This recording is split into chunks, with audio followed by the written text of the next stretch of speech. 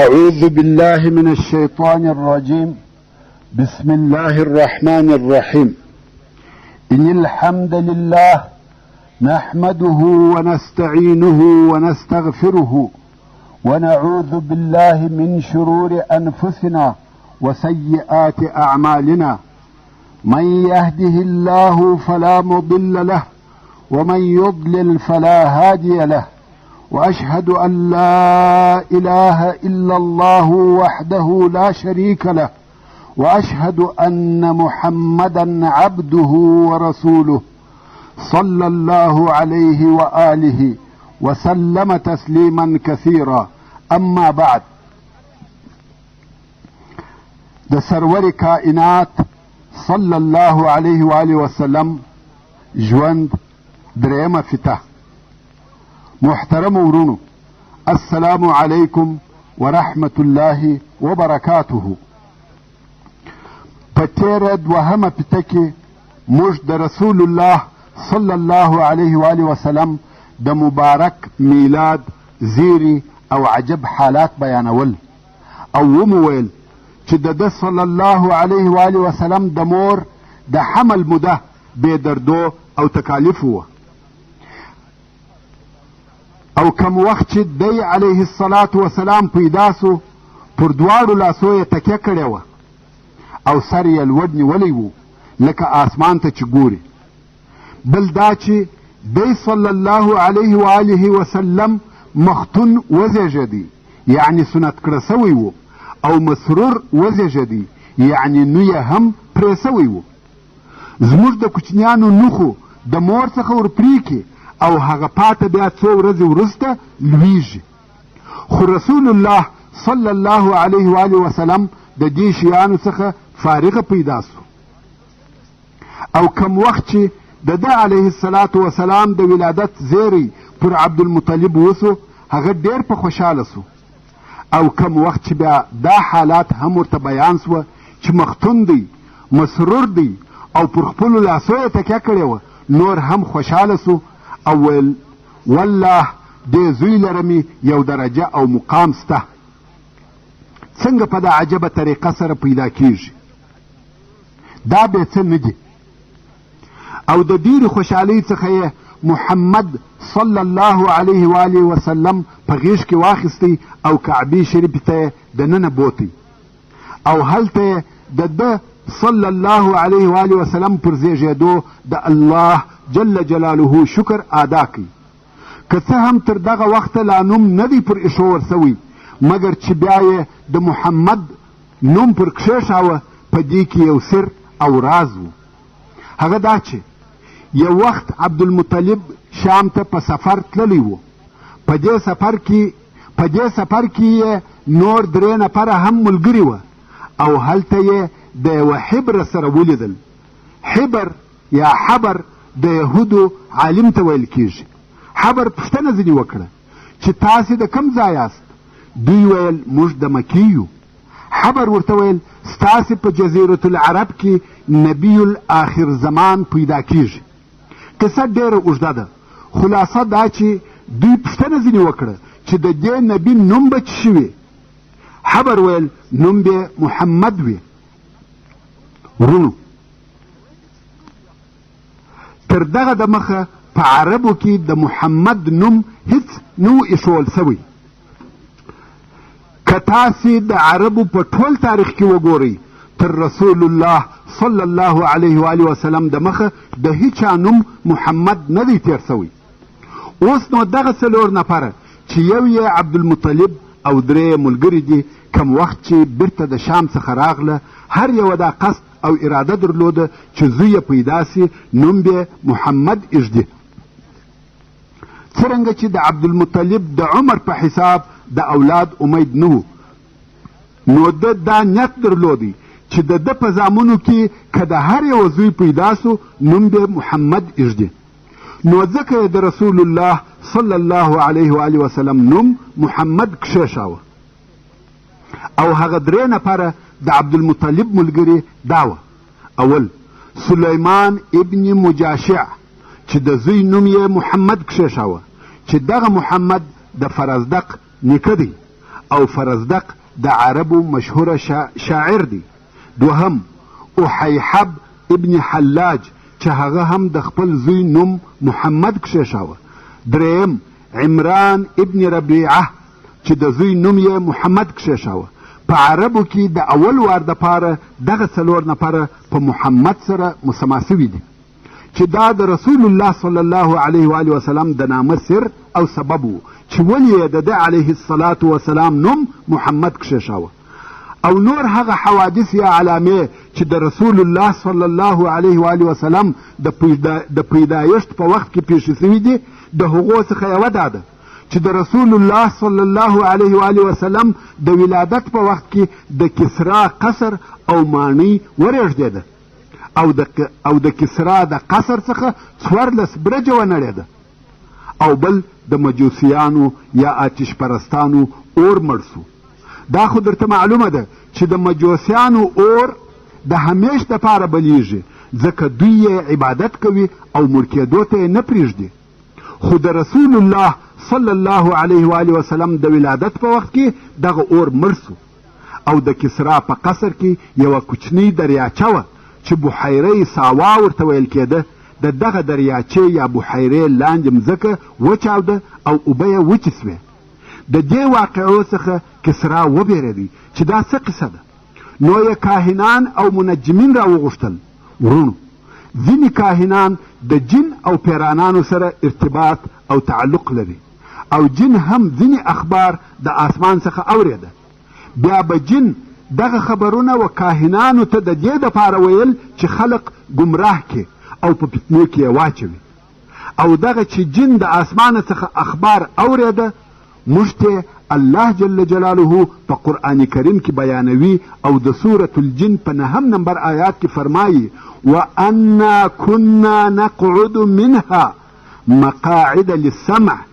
دا خبره پیرانان کوي او وایي موږ پخوا و دې آسمان ته د ناستې په ځایو کې کښېنستلو د پاره د دې چې یو خبر واورو.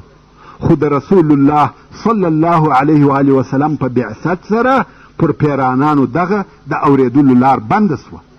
نو کم وخت چې کسرا د کاهنانو څخه پوښتنه وکړه چې دا څه قصه ده، ځینو کاهنانو ورته وویل چې دا واقعې د نبي د ولادت په سبب پیښې سوې.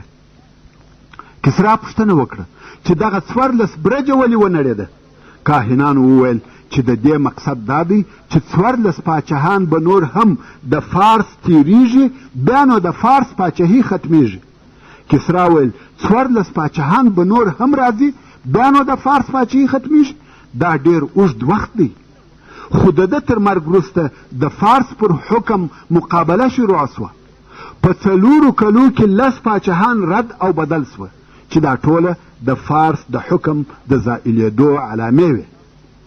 ورونو، د رسول الله صلی الله علیه و آله وسلم نسب یا شجره 3 حصې لري چې اوله حصه یې تر عدنان پورې رسیږي او پر دغه حصه یې د سیرت او انسابو ټول علما اتفاق لري. او هغه داسې ده: محمد ابن عبد الله ابن عبد المطلب چې دغه عبد المطلب اصلي نوم شیبه دی. ابن هاشم چې اصلي نوم یې عمر دی. ابن عبد مناف چې اصلي نوم یې مغیره دی. ابن قصی چې اصلي نوم یې زید دی. ابن کلاب ابن مره ابن کعب ابن لؤی ابن غالب ابن فهر. او دغه فهر هغه څوک دی چې قریش یې لقب او د قریشو د قبیلې نسبت هم ودته کیږي. اوس نو فهر ابن مالک ابن نظر ابن کنانه ابن خزیمه ابن مدرکه ابن الیاس ابن مضر ابن نزار ابن معد ابن عدنان. او د رسول الله صلی الله علیه و آله وسلم د نسب 2 حصه کم چې تر عدنان لوړ دي او بیا تر ابراهیم علیه السلام پورې رسیږي، په هغه کې اختلاف سته. څوک یې قبلوي او تاییدوي او څوک څه نه پکښې وایي، چپ پاته دي. خو په دې کې شک نسته چې عدنان د ابراهیم علیه السلام د اولادې څخه دی.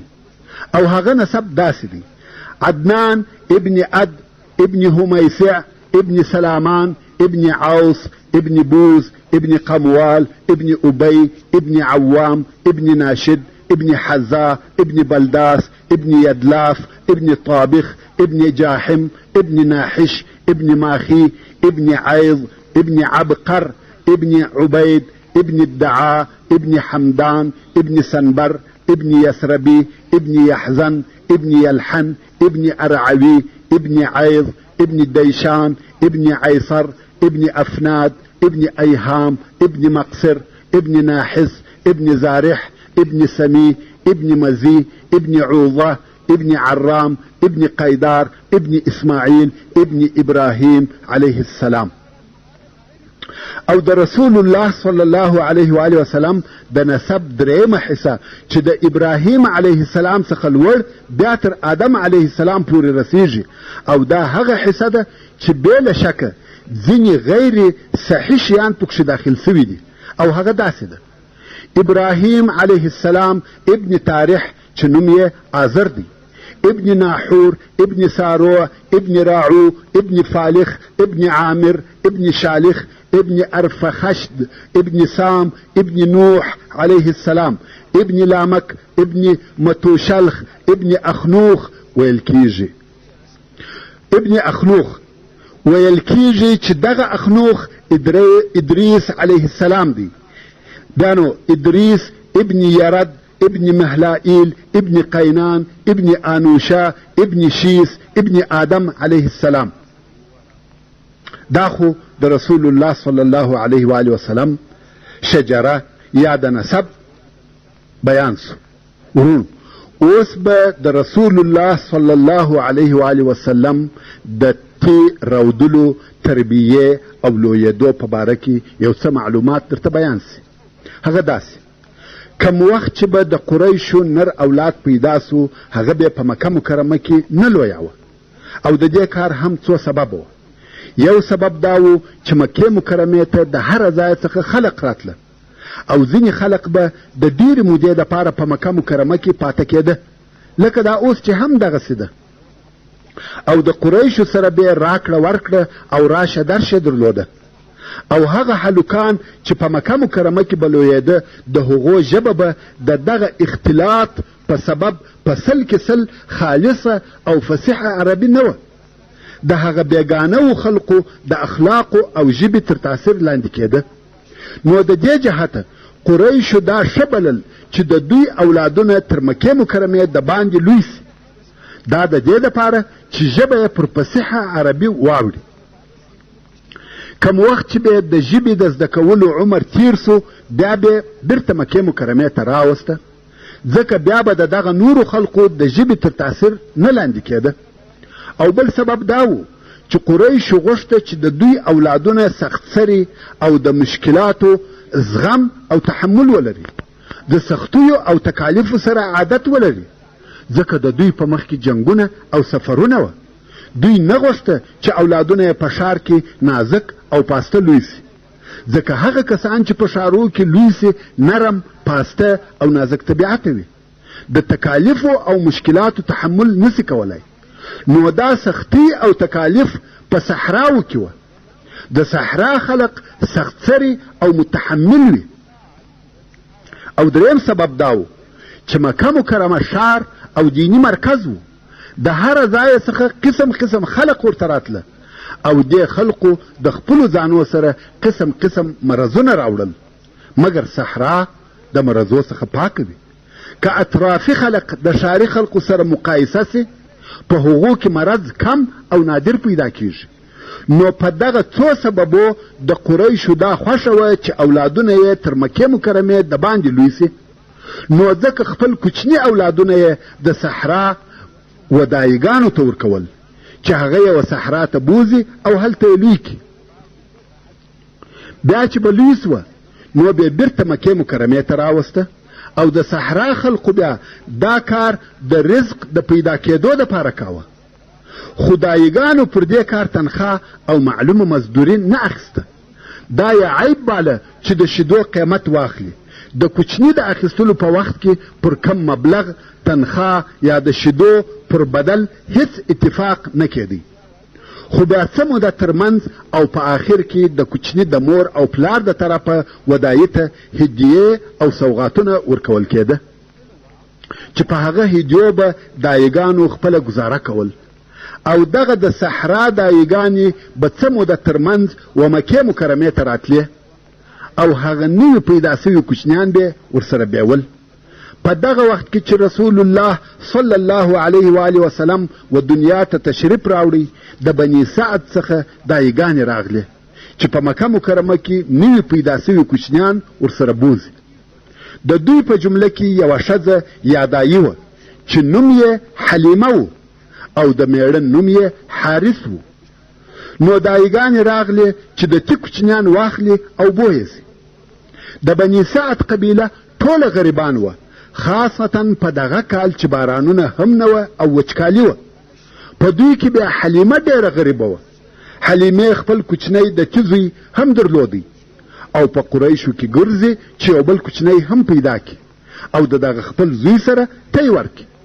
خو حلیمه په خپله وایي چې د ډېرې لوږې او غریبۍ په سبب مې دونه شیدې نه درلودې چې دغه خپل زوی په موړ کم، نو څنګه به دا بل کوچنی ورسره مړوم؟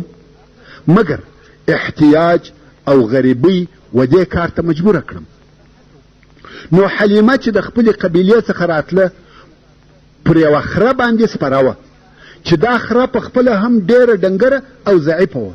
د ضعف په سبب به پر لارې تر ټوله قافلې وروسته رهي وه او نورو ښځو به نارې پر وهلې چې حلیمې ژر سه ودې ځنډولو.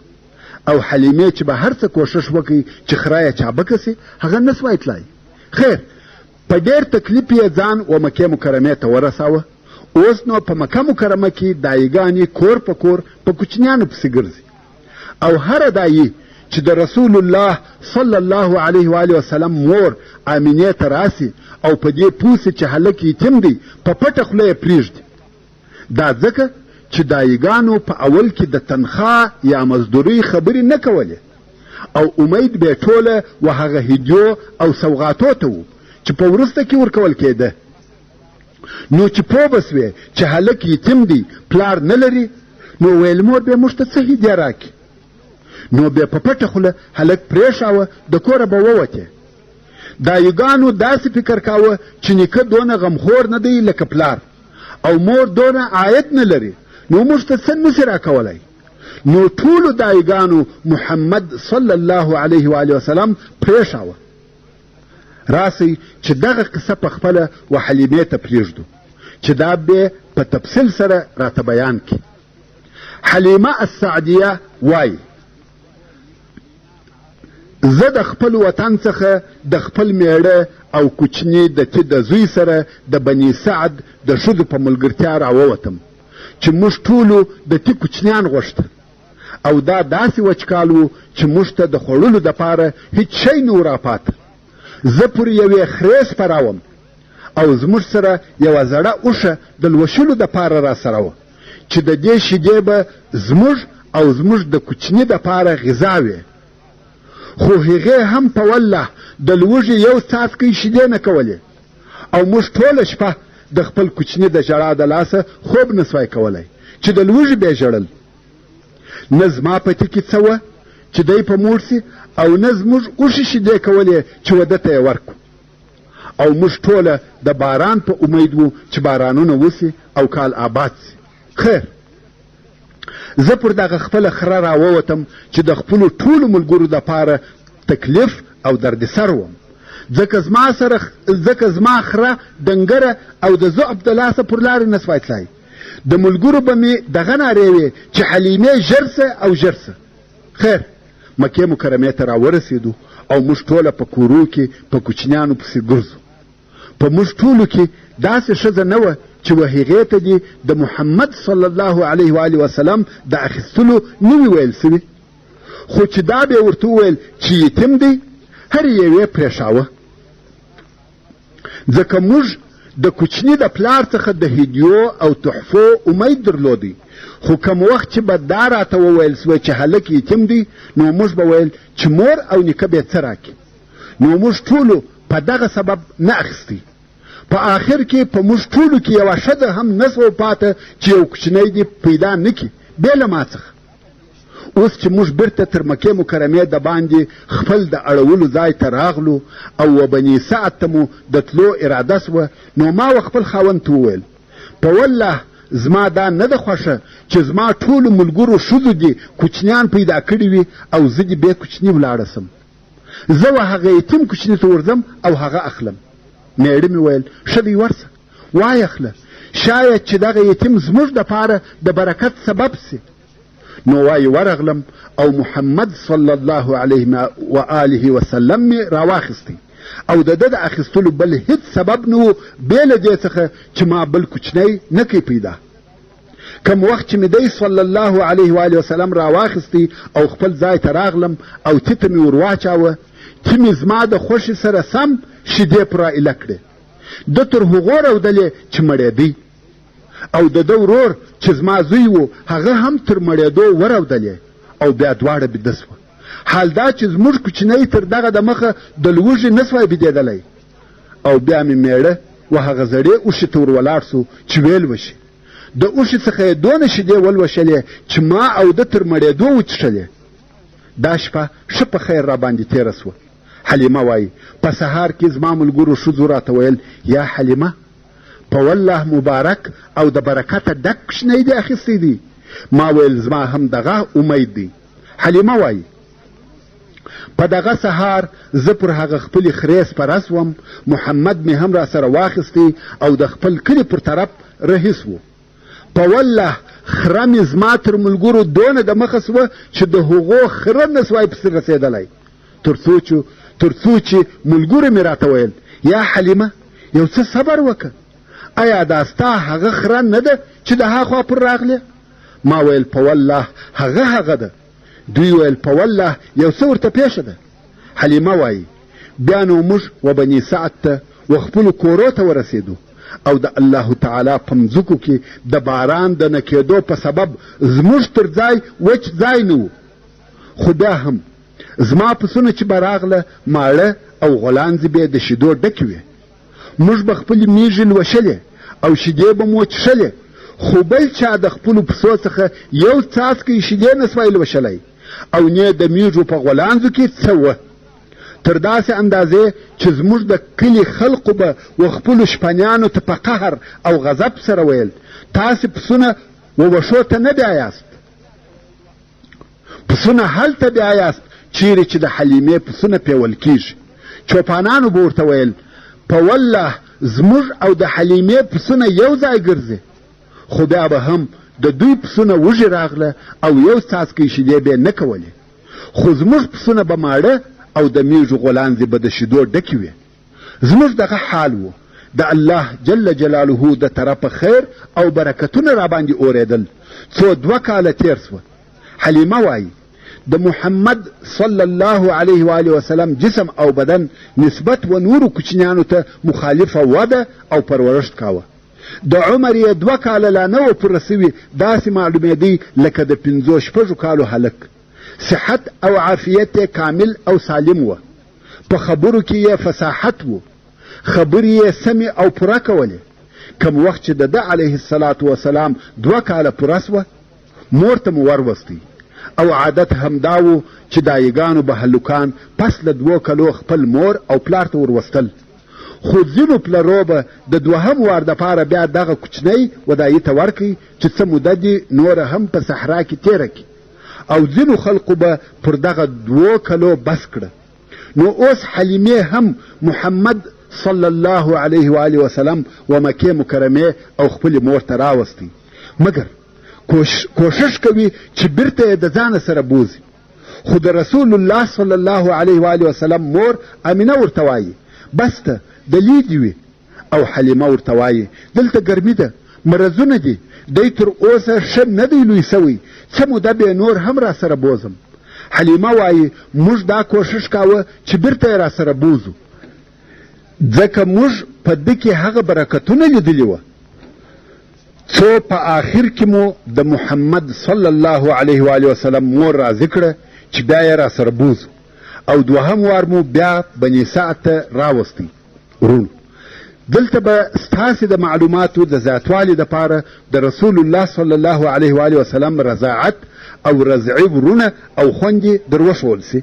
اول، هغه څوک چې رسول الله صلی الله علیه و آله وسلم ته یې پس له د ده د مور څخه تی ورکړی دی هغه ثویبه ده چې د ابولهب ازاده سوې مینځه وه چې هغې د خپل زوی سره چې مسروح نومېدی تی ورکړي او دغې ثویبې تر رسول الله صلی الله علیه و آله وسلم د مخه و حمزه رضی الله تعالی عنه ته هم تی ورکړی و چې په دې حساب سره حمزه رضی الله تعالی عنه چې د رسول الله صلی الله علیه و آله وسلم اکاو او رضعي ورور یې هم سو. او دغه ثویبې په وروسته کې و ابو سلمه رضی الله تعالی عنه ته هم تی ورکړی دی. نو ابو سلمه رضی الله تعالی عنه هم د رسول الله صلی الله علیه و آله وسلم رضعي ورور سو. او د رسول الله صلی الله علیه و آله وسلم هغه رضعي ورونه یا خوندې چې د حلیمې او حارث اولادونه وه داسې دي: عبدالله ابن حارث، انیسه بنت حارث یا انیسه بنت حارث، حذافه بنت حارث چې په شیما سره مشهوره ده، او دغه حلیمه د ابو سفیان ابن حارث ابن عبدالمطلب دایي هم وه چې ابو سفیان ابن حارث د رسول الله صلی الله علیه و آله وسلم د اکا زوی و او رضعي ورور یې هم سو. همدارنګه حلیمه السعدیه و حمزه رضی الله تعالی عنه ته هم تی ورکړی دی چې حمزه رضی الله تعالی عنه د رسول الله صلی الله علیه و آله وسلم د دوو طرفو رضعي ورور سو، یو د ثویبه د طرفه او بل د حلیمه السعدیه د طرفه. اوس به بیرته خپلې قصې ته راسو. حلیمه وایي د محمد صلی الله علیه و آله وسلم تر دوهم وار راوستلو څه موده وروسته د محمد صلی الله علیه و آله وسلم د تی یا رضعي ورور وارخطا او پزغستا خپل مور او پلار ته راغلی او ویل یې هغه زما قریشي ورور بیریږي. دوی ورته ویل څه ورته پېښه ده؟ هلک ویل 2 نفره چې سپین کالي یې اغوستي وه راغله او محمد صلی الله علیه و آله وسلم یې بېسده کوي. حلیمه او حارث د دې خبر په اورېدلو ډېر وبېرېدل او د محمد صلی الله علیه و آله وسلم و طرف ته په تلوار ورغله. که ګوري د محمد صلی الله علیه و آله وسلم د مخ رنګ بل قسم اوښتی دی. دوی ورته ویل څه درته پېښه ده؟ محمد صلی الله علیه و آله وسلم ویل 2 نفره چې سپین کالي یې اغوستي وه راغله، زه ووهلم او پر ځمکه ولوېدم، بیا یې زما ځیګر راڅیرې کړي او زما زړه یې راویستی. ورونو، د رسول الله صلی الله علیه و آله وسلم څخه په صحیح حدیث کې هغه چې امام مسلم یې روایتوي د انس رضی الله تعالی عنه څخه روایت دی، وایي چې رسول الله صلی الله علیه و آله وسلم د کوچنیانو سره لوبې کولې چې جبریل علیه السلام ورته راغلی، دی علیه الصلاة وسلام یې واخیستی او بېسده یې کړي او د ده علیه الصلاة وسلام سینه یې ورڅیرې کړه او زړه یې راویستی او د هغه څخه یې یوه ټوټه ایسته کړه. ویل دا ستا څخه د شیطان برخه ده. بیا یې دغه زما زړه د سرو زرو په تشت کې د زمزم په اوبو پرېولی او بیا یې بیرته د ده علیه الصلاة وسلام زړه په هغه خپل ځای کې کښېښاوه او سینه یې ور وګنډل. او کوچنیان د ده علیه الصلاة وسلام و مور یعنی دایي ته په ځغستا ورغله چې محمد صلی الله علیه و آله وسلم ووژل سو. دوی ژر هلته ورغله، ویلې ده چې د ده علیه الصلاة وسلام د رنګ بڼه اوښتې ده چې د حدیث شریف لفظ داسې دی: عن انس ان رسول الله صلى الله عليه وآله وسلم اتاه جبريل وهو يلعب مع الغلمان فأخذه وصرعه فشق عن قلبه فاستخرج القلب فاستخرج منه علقة فقال هذا حظ الشيطان منك، ثم غسله في طست من ذهب بماء زمزم ثم لامه ثم أعاده إلى مكانه. وجاء الغلمان يسعون إلى أمه يعني ظئره فقالوا إن محمدا قد قتل فاستقبلوه وهو منتقع اللون رواه مسلم. دلته د دې واقعې په لیدلو حلیمه ډیره وبېرېده او خپل میړه حارث ته وویل شاید دغه نفر د پیرانانو څخه وي، موږ باید دغه هلک د مخه تر دې چې څه ورته پېښه سي و خپلې مور ته ورولو. نو یې محمد صلی الله علیه و آله وسلم مکې مکرمې او خپلې مور ته وروستی. ویل دا دی ستا زوی مو جوړ روغ صحیح او سالم درته راوستی. د ده علیه الصلاة وسلام مور په تعجب کې سوه. ویل سبب څه دی چې راموستی؟ تاسې خو په هغه بل وار ډېر کوښښ کاوه چې در سره بویه ځي او اوس مو په خپله راوستی؟ حلیمې ویل نه ویل کېږي، د دنیا شی او بدې دي، سبا به یو تکلیف ورته پېښ سي او ته به موږ ملامتوې، خو اوس مو صحیح سالم راوستی. آمینې ویل یا یو سبب سته او حال به راته وایاست. خو حلیمه آخر مجبوره سوه او د هغه نفرو قصه یې ورته وکړه. آمینې ویل تاسې پر ده د جن څخه وبېرېدلاست؟ دوی ویل هو. آمینې ویل یا هیڅکله وده ته جن نسي ورسېدلی، ځکه ما د ده د ولادت په وخت کې خوب ولیدی چې یو څوک راته وایي ووایه اعیذک بالله الواحد من شر کل حاسد. قسم دی چې وده ته جن او شیطان نسي ورسېدلی. خیر، حلیمه بیرته و بني سعد ته ولاړه او محمد صلی الله علیه و آله وسلم د خپلې مور سره پاته سو. کم وخت چې د محمد صلی الله علیه و آله وسلم عمر و شپږو کلو ته ورسېدی، د رسول الله صلی الله علیه و آله وسلم مور د خپل وفات سوي میړه سره د وفا په سبب دا خوښه وبلل چې د هغه د قبر زیارت چې په یثرب کې وکړي. نو د مکې مکرمې څخه رهي سوه او 500 کیلومتره لار یې مزل وکړي څو و یثرب ته ورسېده او د دې سره په دې سفر کې د دې کوچنی زوی محمد صلی الله علیه و آله وسلم او د دې خادمه ام ایمن او د دې خسر عبدالمطلب ملګري وه. یوه میاشت یې په مدینه منوره کې تېره کړه. د هاخوا چې بیرته مکې مکرمې ته راتله د لارې په شروع کې مریضه سوه او په ابوا کې وفات سوه.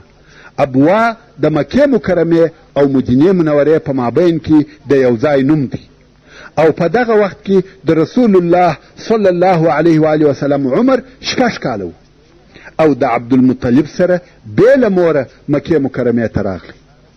اوس نو محمد صلی الله علیه و آله وسلم د مور او پلار د دواړو د طرفه څخه یتیم سو. تربیه او روزنه یې د ده نیکه عبدالمطلب پر غاړه واخیسته. دلته نو د رسول الله صلی الله علیه و آله وسلم په ژوند کې نوې مرحله شروع سوه.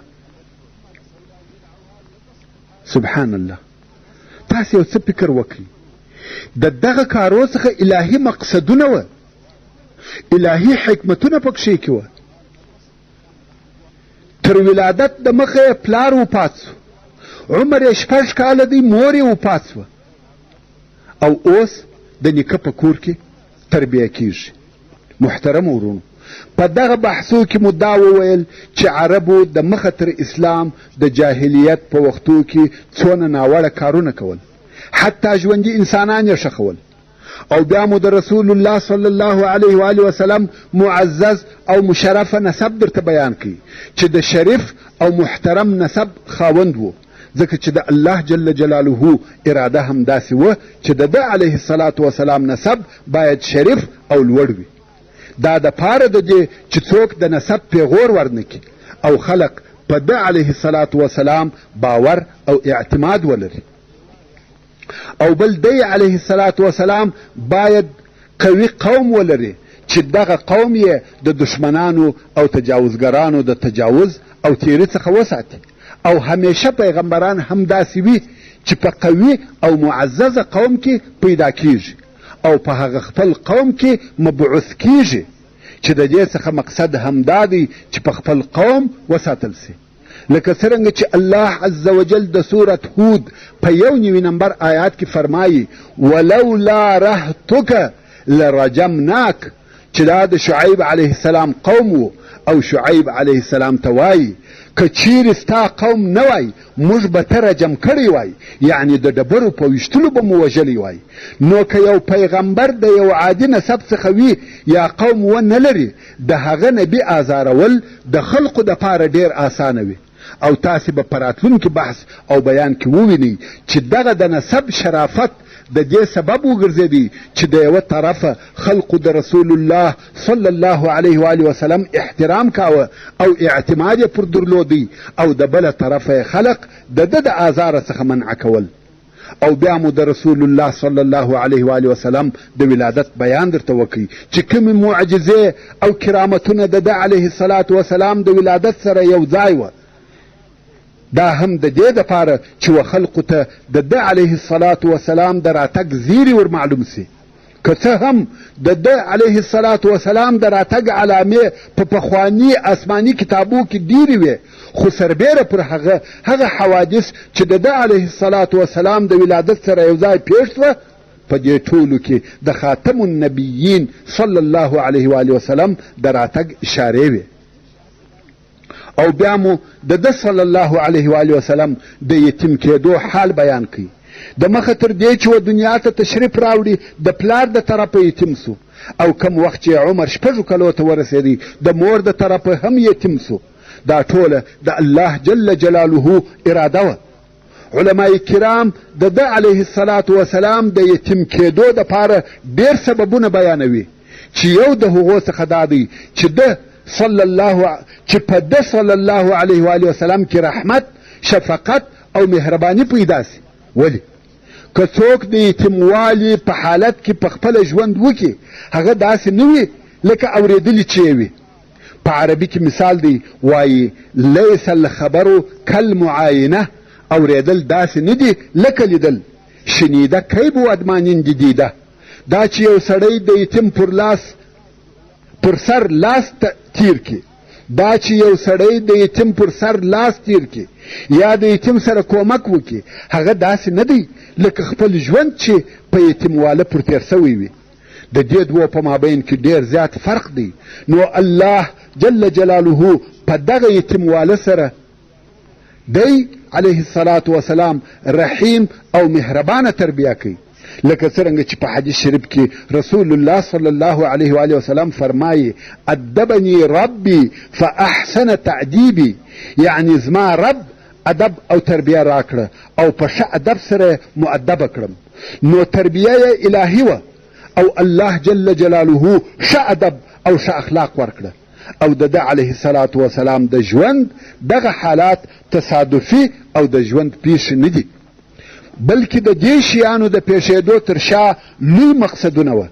علماء کرام د ده علیه الصلاة وسلام د یتیموالي نور سببونه هم وایي، خو زه د بحث د اوږدوالي د بیرې د هغو تر بیانولو تیریږم. او دا بیان مو هم درته وکړي چې رسول الله صلی الله علیه و آله وسلم په صحرا کې تربیه سو، او د صحرا د تربیې فایدې مو هم بیان کړې چې اول صحت او عافیت دی، او بل د مشکلاتو تحمل دی. رسول الله صلی الله علیه و آله وسلم په ناز او نعمتو کې نه دی لوی سوی. دا د دې دپاره چې د سختیو او مشکلاتو د زغملو قدرت ولري. که تاسې د رسول الله صلی الله علیه و آله وسلم وراتلونکي ژوند او حالاتو ته وګورئ، وبه وینئ چې د ده صلی الله علیه و آله وسلم ټول عمر په جهاد، عبادت، تکالیفو او آزارو تیر سوی دی. او بل د صحرا د ژوند څخه د ژبې فصاحت او بلاغت حاصلیږي. د ښاري خلقو ژبه ګډوډه وي، او رسول الله صلی الله علیه و آله وسلم فصیح ترین د خلقو، چې دا هم د بني سعد د ژوند په سبب و. ځکه رسول الله صلی الله علیه و آله وسلم په خپله فرمایي کم وخت چې ابوبکر صدیق رضی الله تعالی عنه و رسول الله صلی الله علیه و آله وسلم ته وویل یا رسول الله ما تر تا فصیح نه دی لیدلی، رسول الله صلی الله علیه و آله وسلم وفرمایل څنګه به داسې نه وي یا ابابکر، زه د قریشو څخه یم او په بني سعد کې تربیه سوی یم. ورونو، اول قریش په خپله فصیح وه، او بل بني سعد هم په فصاحت کې شهرت درلودی. ورونو، د رسول الله صلی الله علیه و آله وسلم غریب او مسکین لوی سو، مال یې نه درلودی، هو محمد صلی الله علیه و آله وسلم په نسب مشرفه او معزز دی، خو د مال خاوند نو، او د دې سبب چې د کورنۍ مال نه درلودی دا و چې د عبدالمطلب کورنۍ د حاجانو د خوړو او چښلو مسؤله وه، یعنی د حاجانو دغه مصارف چې رفاده او سقایه ورته ویل کېده د دوی پر غاړه وه، نو ځکه زیات مال نه ورسره پاته کېدی. د سخا او ډوډۍ ورکولو په سبب د دوی سره هیڅ مال نه و او سخیان همیشه غریبان وي. یو مثال یې حاتم طائي دی چې په عربو کې ډېر مشهوره سخي و، خو دی د سخا په واسطه ډېر غریب و، ځکه په لاس کې شی نه پاته کېدی. د عبدالمطلب هم دغه حال و، د سخا او ورکړې په سبب یې څه نه درلوده. نو محمد صلی الله علیه و آله وسلم ولې غریب او مسکین لوی سو؟ په دې کې هم الهي مقصدونه وه، چې یو د هغو مقصدو څخه دا و چې د مسکین او محتاجه په حال خبر وي، ژوند یې د غنیانو او مالدارانو نه چې د فقراو د حال څخه بې خبره وي. هو غنی به د خپل مال څخه یو غریب ته یو څه ورکړي، خو بیا هم د ژوند هوسا او اسوده وي. نو د غریبانو هغه حقیقي درد او احتیاج نه ور معلومیږي. نو ځکه الله جل جلاله دی صلی الله علیه و آله وسلم د کوچنیوالي څخه په یتیموالي او غریبۍ اخته کړي. الهي حکمتونه دي الله جل جلاله خپل رسول د رسالت د لوی بار و اخیستلو ته آماده کوي. تاسې راسئ چې دلته یوه کوچنۍ قصه هم درته بیان کړم. وایي یو وخت یو سړی چې فقیر سړی و د رسول الله صلی الله علیه و آله وسلم و مجلس ته ورغلی. په دغه وخت کې د رسول الله صلی الله علیه و آله وسلم و بغل ته یا و څنګ ته یو بل غني سړی ناست و. دغه فقیر راغلی د دغه غني و بغل ته کښېنستی. په دغه وخت کې چې دا فقیر کښېنستی دا غني خپل کالي یو نوکی سره ورټول کړه. رسول الله صلی الله علیه و آله وسلم پوښتنه ځینې وکړه، د غني څخه یې پوښتنه وکړه، ویل آیا دا کالي دې په دې سبب راټول کړه چې د ده فقر و تا ته در نسي، او که دې په دې سبب راټول کړه چې ستا غنا و ده ته ور نسي؟ د سړي څخه غلط کار پېښ شوی و، خطا ځینې پېښه شوې وه. نو د دغه خطا د کفارې دپاره و رسول الله صلی الله علیه و آله وسلم ته وویل یا رسول الله زما نیم مال یې د ده، هر څه چې لرم د هغه ټولو نیمه یې د ده. رسول الله صلی الله علیه و آله وسلم د هغه غریب څخه د هغه فقیر څخه پوښتنه وکړه، ول ایا قبول دې دی؟ هغه ویل یا. ویل ولې؟ ول بیریږم چې د دغه مال سره دغه غرور هم راته رانسي. ورونو ښه متوجه سئ، د دغه قصې په ماهیت کې فکر وکړئ. نن ورځ اغنیا په غرور کې ډوب دي، د غریبانو څخه ځانونه ګوښه کوي. حال دا چې غرور د انسان سره نه ښایي. غرور و چې شیطان یې د همیش دپاره د الله جل جلاله د درباره څخه وشړي. غرور د ځانه څخه ایسته کوي. یو څوک به وایي چې ما غرور نه دی کړی، خو بدبختانه چې زه په خپلو اشنایانو، په خپلو رفیقانو، په خپلو دوستانو کې غرور وینم. صرف دا غرور یې په دغه دی چې یو څه پیسې لري. که دغه مال او پیسې ځینې ایسته کې بیا خوار او ذلیله انسان دی. دغه پیسو غرور ورته راوستلی دی. غرور ایسته کوي. غرور ډېر بد شی دی. د غرور په وخت کې توبه نه قبلیږي. مغروره سړی و توبې ته رجوع نه کوي. او توبه دا ده چې تا د دغه سړي په مقابل کې غرور کړی دی، د هغه څخه به بخښنه غواړې، چې هغه دې ونه بخښي ستا توبه نه قبلیږي. خیر، کم وخت چې د رسول الله صلی الله علیه و آله وسلم مور وفات سوه، د ده علیه الصلاة وسلام تربیه د ده نیکه عبدالمطلب پر غاړه واخیسته، او دا چې د ده صلی الله علیه و آله وسلم تربیه د عبدالمطلب پر لاس وه، په دې کې هم لوی حکمت و. هغه دا چې عبدالمطلب د قریش سردار او د مکې مکرمې رئیس دی. نو همیشه به د قریشو او د نورو قبایلو مشران او سرداران د ده په مجلس کې ناست او حاضر وه او په دې مجلس کې به د لویو لویو کارو دپاره تصمیمونه نیول کېده او فیصلې به کېدلې او د محمد صلی الله علیه و آله وسلم عمر 6 کاله دی نو د ده صلی الله علیه و آله وسلم د تعلیمي ژوند شروع په دې سره وسوه چې وویني د خلقو سره څه قسم گزاره او معامله راشه درشه کېږي طبیعتا د دغه عمر هلکان په دغسې مجلسو کې نه کښېني او د لوبو دپاره ولاړېږي خو رسول الله صلی الله علیه و آله وسلم به همیشه په دغه مجلس کې ناست و او نه به ولاړېدی دا د الله جل جلاله اراده وه چې محمد صلی الله علیه و آله وسلم پوه سي چې د خلقو سره باید څنګه ژوند وسي نه یوازې د غریبانو او صحرایي عربو سره بلکې د سردارانو او د قومو د مشرانو سره نو دی صلی الله علیه و آله وسلم به همیشه د عبدالمطلب په مجلس کې حاضر و د تاریخ په کتابو کې ذکر سوي دي چې د عبدالمطلب د ناستې دپاره به و کعبې شریفې ته نږدې ځای سمیدی چې هلته به یې د عبدالمطلب دپاره فرش اوار کوي او د عبدالمطلب زامن به د هلته په انتظار ولاړ وه هیڅوک به نه کښېنستی تر څو چې عبدالمطلب به راغلی هغه به کښېنستی بیا به دا نور کښېنستل تر هغو به ټول په انتظار ولاړ وه که د عبدالمطلب زامن وه یا نور قریش ځکه عبدالمطلب د مکې مکرمې عمومي مشر او رئیس و مګر رسول الله صلی الله علیه و آله وسلم چې په عمر هم کم او کوچنی و تر عبدالمطلب د مخه به راغلی او هلته به پر هغه فرش کښېنستی اکاګانو بیا کوشش کاوه چې دی علیه الصلاة وسلام د دغه کاره څخه منع کړي او د دغه فرش څخه یې ولاړ کړي مګر عبدالمطلب چې به راغلی ویل به پرېږدئ په ده کار مه لرئ په والله دغه زوی لرم یوه درجه او مقام سته نو به رسول الله صلی الله علیه و آله وسلم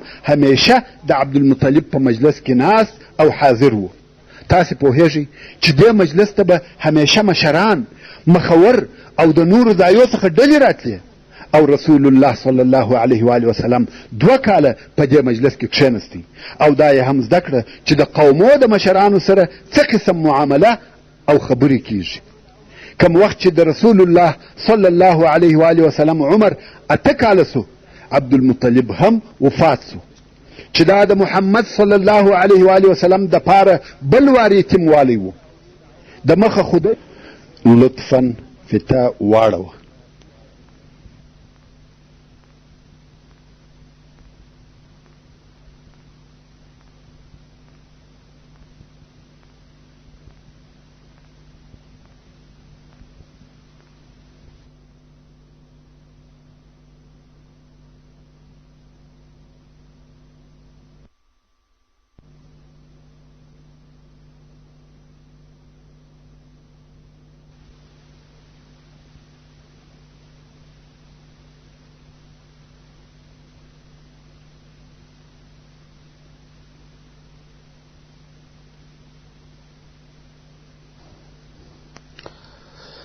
کم وخت چې د رسول الله صلی الله علیه و آله وسلم عمر 8 کاله سو عبدالمطلب هم وفات سو چې دا د محمد صلی الله علیه و آله وسلم د پاره بل وار یتیموالی و د مخه خدای صلی الله علیه و آله وسلم د پلار د طرفه یتیم و مګر هغه یتیموالی شعوري او فکري و ځکه ده علیه الصلاة وسلام خپل پلار نه و لیدلی مګر د عبدالمطلب په وفات سره د ده علیه الصلاة وسلام یتیموالی حقیقي ډېر سخت او مشکل و ځکه دا د خپل مهربانه نیکه نیستوالی و هغه نیکه چې د کعبې شریفې د دیواله سره بناست و او د ده علیه الصلاة وسلام سره به شفقت او مهرباني کول ناز به ورکاوه او د علیه الصلاة وسلام د نیکه په وجود کې د پلار نه درلودل نه حسول هغه نیکه وفات سو چې د ده علیه الصلاة وسلام پلار و او دا یتیموالی د علیه الصلاة وسلام په سترګو ولیدی نو دا یتیم کېده تر هغه اول یتیموالی ډېر سخت و عبدالمطلب د مرګ په وخت کې وصیت وکړي چې د محمد صلی الله علیه و آله وسلم روزنه دي ابو طالب کوي او دا یې هم ورته وویل چې د ده د روزنې دپاره به ډېره توجه کوي. د عبدالمطلب تر وفات وروسته د محمد صلی الله علیه و آله وسلم تربیه د ده اکا ابو طالب پر غاړه واخیسته، ځکه ابو طالب د محمد صلی الله علیه و آله وسلم د پلار عبدالله سکه ورور و. د ابو طالب او عبدالله پلار خو یو او عبدالمطلب وو، مګر مور یې هم یوه وه چې اوس نو ابو طالب د رسول الله صلی الله علیه و آله وسلم دریم تربیه کوونکی سو. اول مور، دوهم نیکه، دریم اکا. او د عبدالمطلب تر وفات وروسته د مکې مکرمې مشرتوب هم د ابو طالب پر غاړه سو. مګر ابو طالب تر عبدالمطلب ډیر غریب و، نو به د ابو طالب اولادو د خپل پلار سره د خرڅ او مصرف په پیدا کولو کې کومک کاوه. کم وخت چې محمد صلی الله علیه و آله وسلم ولیده چې ابو طالب غریب دی، حتی د خپلو اولادو نفقه نسی پیدا کولی، نو ده علیه الصلاة والسلام هم په کار شروع وکړه چې هغه د پسو چوپانی وه. او دا معلومه خبره ده چې چوپانی تر ښار د باندې وي، نو رسول الله صلی الله علیه و آله وسلم به د شپې او ورځې تر مکې مکرمې د باندې پاته کېدی، چې په دغه چوپانی کې د یوه طرفه هغه د صحرا ژوند شروع سو، چې د هغه فایدې مو د مخه درته بیان کړي دي، او د بله طرفه په خپله چوپانی هم ډیرې فایدې لري چې علمای کرام یې داسې بیانوي. اول، پر حیواناتو مهرباني، چې دا خوی په رسول الله صلی الله علیه و آله وسلم کې موجود و.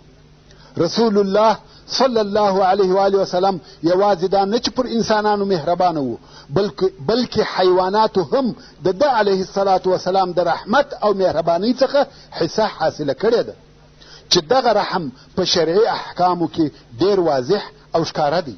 مثلا د حیوان د حلالولو دپاره به چاړه تیره وي، یو حیوان به د بل حیوان و مخ ته نه حلالیږي، او داسې نور. په چوپانی کې حلم او صبر حاصلیږي، پسونه شاوخوا پاشل کیږي، د هغو د راټولولو او یو ځای کولو طریقه زده کیږي. پسونه باید د دشمن څخه وساتل سي، چې دا ټوله د امت د یو ځای کولو او ساتلو دپاره تجربې وي. او رسول الله صلی الله علیه و آله وسلم دا هم زده کړه چې خپل مصرف په خپل لاس پیدا کړي. تر اوسه خو یې اعتماد د مور یعنی که پر نفقه و، خو اوس یې د خپل لاس په کار کولو او مصرف پیدا کولو شروع وکړه. نو ده علیه الصلاة وسلام د اته کلنۍ څخه په چوپانی شروع وکړه، او تر هغو یې دا کار کاوه چې عمر یې تقریبا 21 کلو ته ورسېدی. البته په مابین کې د یو څه مودې دپاره به پاته سوی وي. او دغه چوپانی د ده علیه الصلاة وسلام د عمر ډیره موده په بر کې ونیول. رسول الله صلی الله علیه و آله وسلم فرمایي: ما من نبی الا ورع الغنمه، یعنی داسې نبی نسته چې د پسو چوپانی یې نه وي کړې.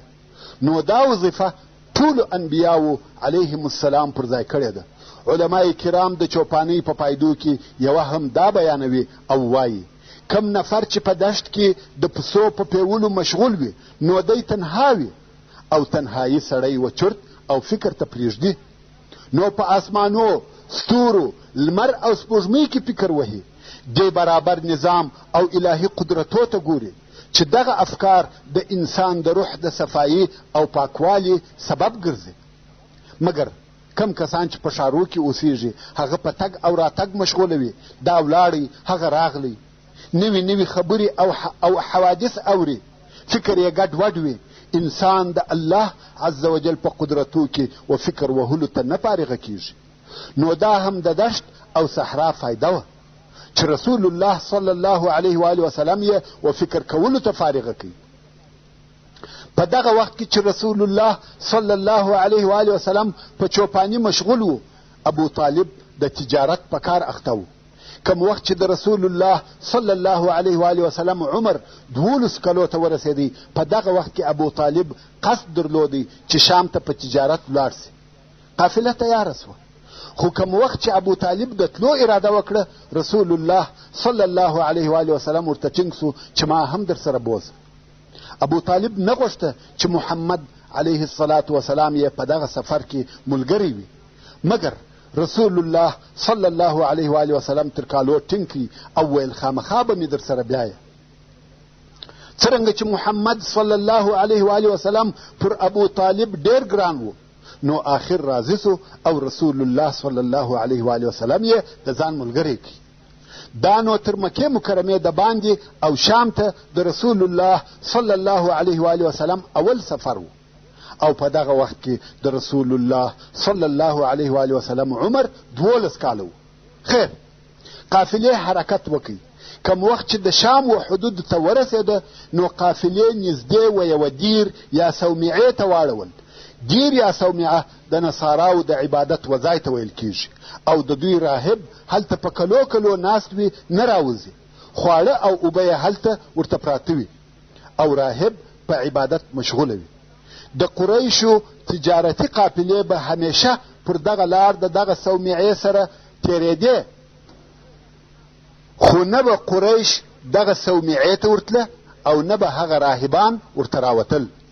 خو نن چې قافلې نږدې و دغه صومعې ته واړول، د دغه صومعې د راهبانو مشر چې بحیرا ورته ویل کېده، د مخه لا تر صومعې د باندې ولاړ و او د لرې څخه و قافلې ته کتل. خو ډېر عجب او نادره کارونه یې په دغه قافله کې ولیده. ویې لیده چې د قافلې پر سر اوریځ ورسره رهیده. نو بحیرا په تعجب کې سو او پوه سو چې په دې قافله کې یو سر او راز سته.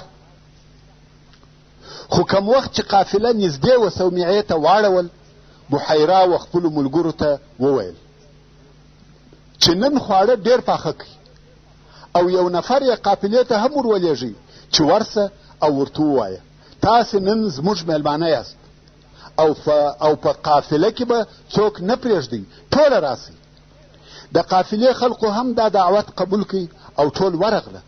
یوازې محمد صلی الله علیه و آله وسلم یې د قافلې سره پرېښاوه چې د قافلې د سامانو ساتنه وکړي. اوس نو د قافلې ټول نفر ناست دي، خواړه راغله او په خوراک یې شروع وکړه. بحیرا ورته ګوري او د قافلې یو نفر تر نظر باسي، خو په دې خلقو کې کم داسې شی نه ولیدی چې هغه د عجب او د دې وړ وي چې اوریځ دې پر سر ورسره ولاړه سي.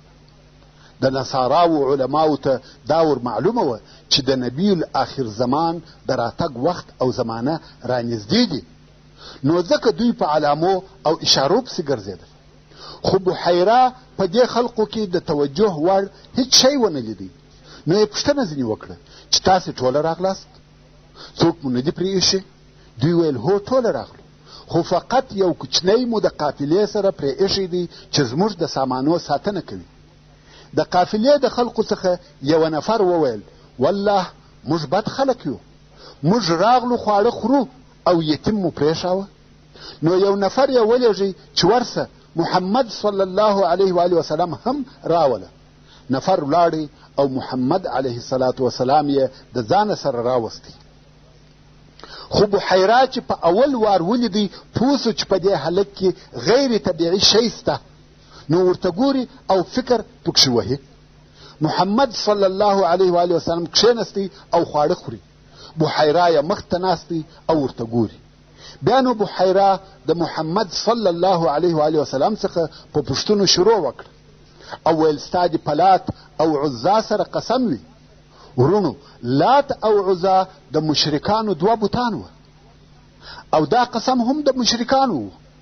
که څه هم بحیرا ولات او عزا ته عقیده نه درلوده، خو ده لیدل چې دغه قوم یو د بل سره پلات او عزا قسم ورکوي، نو بحیرا هم د دوی پر قسم پلات او عزا سره محمد صلی الله علیه و آله وسلم ته قسم ورکوي او ورته وایي ستا د پلات او عزا سره قسم وي. رسول الله صلی الله علیه و آله وسلم ورته وویل پلات او عزا سره قسم مه راکوه، قسم په الله چې ما هیڅکله د هغو عبادت نه دی کړی او د هیڅ شي څخه مې دونه بد نه راځي لکه د لات او عزا څخه. ورونو، دا دې تاسې ته معلومه وي چې رسول الله صلی الله علیه و آله وسلم د ژوند د شروع څخه هیڅکله د بد عبادت نه دی کړی. که څه هم د ده علیه الصلاة وسلام قوم او کورنۍ ټول بت پرستان وه، خو ده صلی الله علیه و آله وسلم هیڅکله نه و بت ته سجده کړې ده او نه بت مشرف بللی دی چې دا د الله جل جلاله د طرفه څخه ساتنه وه. هو یو نفر ممکن د خپلې کورنۍ په لارښوونه یا د سالمې تربیې په سبب د ځینو بدو کارو څخه بیزاره وي، مګر د رسول الله صلی الله علیه و آله وسلم د بوتانو څخه نفرت او لرېوالی د خپلې کورنۍ د تربیې په سبب نه و، بلکې دا د الله جل جلاله د طرفه څخه ساتنه وه. نو راهب ورته ویل ښه، ستا دې په الله سره قسم وي چې حق او حقیقت به راته وایه. رسول الله صلی الله علیه و آله وسلم ویل هو، په الله سره قسم راک.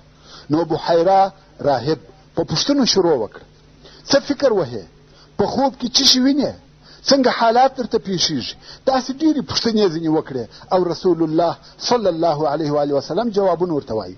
بحیرا خو عالم و او په آسماني کتابو کې د آخري نبي علامې موجودې وې او بحیرا هغه ټولې علامې په محمد صلی الله علیه و آله وسلم کې ولیدې. نو یې ورته وویل ته دې شاه یا ملا راته لڅه که، پرېږده چې ملا دې ووینم.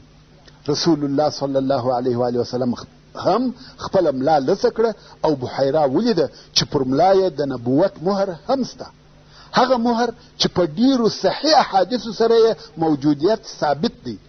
علمای کرام د نبوت د مهر داسې تعریف او بیان کوي چې خاتم النبوه د رسول الله صلی الله علیه و آله وسلم د دوو مبارکو اوږو په مابین کې یو تور داغ دی او په هغه داغ کې وریښتان دي لکه د چرګ د سر چارخل او د دغه تور داغ پر شاوخوا نور ډیر تور خالونه هم سته چې دغه علامه د نبوت مهر دی. او بحیرا دغه علامه ولیده او ویې پیژنده. نو یو ابو طالب ته مخ ور واړاوه، ویل دا هلک دې څه دی؟ ابو طالب ویل دا مې زوی دی. بحیرا ویل د ده پلار باید نه وي ژوندی، ځکه بحیرا ته دا معلومه وه چې د آخر الانبیاء علیهم السلام یا علیه السلام د علامو څخه یوه هم دا ده چې یتیم به وي، او اوس یې ولیده چې ټولې علامې په دغه هلک کې موجودې دي او دا یوه علامه مخالفه ده، دا نه سره لګېږي. نو ځکه یو ابو طالب ته وویل دی باید پلار ونه لري. ابو طالب ویل هو، دی زما وراره دی. بحیرا د ځان سره وویل اوس صحیح سوه. نو یې ابو طالب ته وویل چې وراره دې بیرته مکې مکرمې ته بوځه، که شام ته در سره ولاړ سي هلته یهود پیژني او که وپیژندی ضرر ورسوي. ابو طالب هم پر خپل وراره وبېرېدی. نو ابو طالب په خپله نه ورسره راوګرځېدی، خو یو بل نفر یې ورسره ملګری کوي او محمد صلی الله علیه و آله وسلم یې بیرته مکې مکرمې ته راوستی او دا سفر یې پوره نسو. ورونو دغه د بحیرا قصه هم د رسول الله صلی الله علیه و آله وسلم د نبوت د علامو څخه یوه لویه علامه ده. او یوه بله علامه هم دا ده چې ځینې وختونه به و مکې مکرمې ته ځینې خلق راتله چې دغه خلقو ته اهل الفراسه ویل کېده او دې خلقو یو علم حاصل کړی و چې و هغه علم ته هم علم الفراسه ویل کېږي، چې دغه علم په واسطه به دغه عالمانو و یو چاته وکتل د هغه نفر د مستقبل یا راتلونکي ژوند ځینې حالات به ورته بیانول او ډېر حالات به تر یوې اندازې صحیح او رښتیا راوتل، ځکه دا علم دی چې د هغه تعلیم کېږي او غیب ویل نه دی. حتی امام شافعی رحمه الله هم 15 کاله د دغه علم تعلیم کړی دی.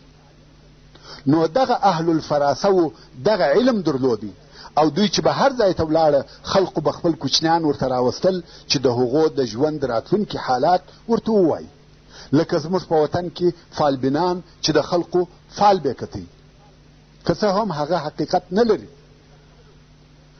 نو د دغه اهل الفراسه څخه یو نفر یو وخت و مکې مکرمې ته راغلی او خلقو خپل کوچنیان ورته راوستل چې د ژوند راتلونکي حالات یې ورته ووایي.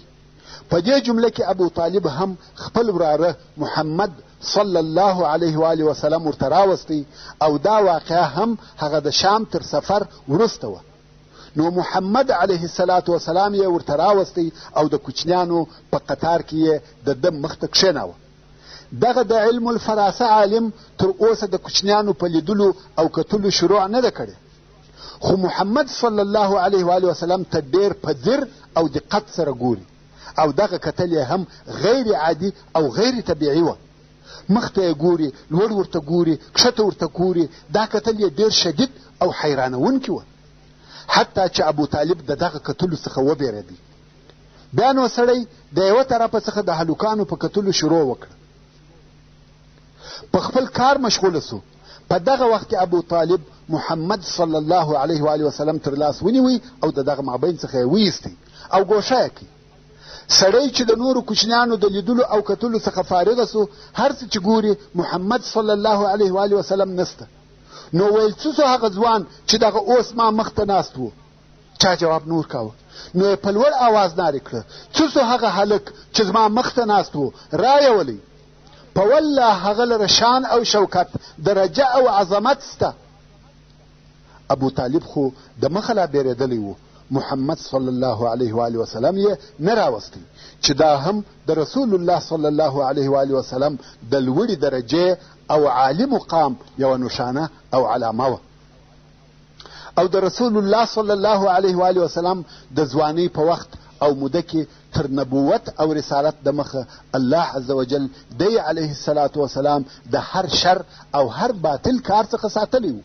یوازې دا نه چې د بوتانو د عبادت څخه ساتل سوی و، بلکې د هر هغه عادي او کوچني شیانو څخه چې فقط یوه اخلاقي خدشه به پکښې وه، د هغو څخه هم رب عز وجل ساتلی و. هغه شیان چې په اهل مکه کې هیڅ عیب نه بلل کېده او د ژوند عادي کارونه وه، بیا هم الله عز وجل رسول الله صلی الله علیه و آله وسلم د هغه څخه ساتلی و چې د هغې جملې څخه رسول الله صلی الله علیه و آله وسلم هیڅ د فسق او فجور ځای ته نه دی حاضر سوی. د رقص او غنا، موسیقي او عیاشي و مجلس ته هیڅ کله نه دی ورغلی. یو وخت رسول الله صلی الله علیه و آله وسلم او د ده د چوپانۍ ملګري تر مکې مکرمې د باندې پسونه پیول.